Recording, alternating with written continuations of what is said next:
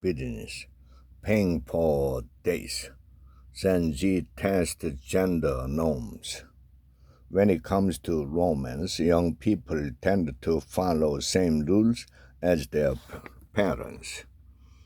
A couple of guys get a little stiff when I offer to pay.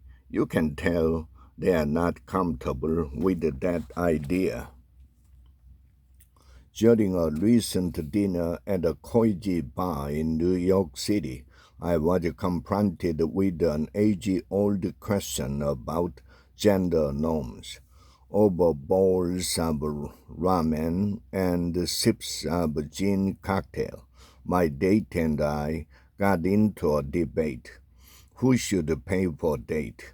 My date, a 27-year-old woman I matched with on Hinge, said gender equality didn't mean men and women should pay the same when they went out. Women, she said, earn less than men in the workplace, spend more time getting ready for outings, and pay more for reproductive care.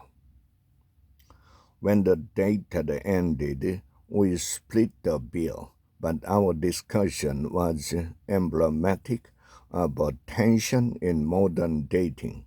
At work and on social media, where young people spend much of their personal time, they like to emphasize equity and equality. When it comes to romance and courtship, young people, specifically women and men in heterosexual relationships, seem to be following the same dating rules their parents and the older generation grew up learning.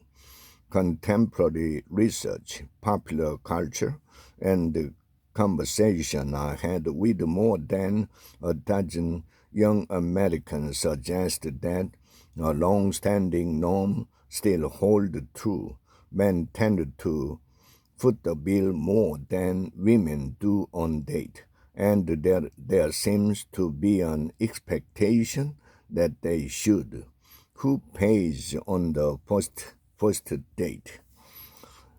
Some progressive defenders of the norm cited the persistent gender wage gap and the fact that women pay more for reproductive products and apparel than men, and that they spend more time preparing for a date to comport with societal norms.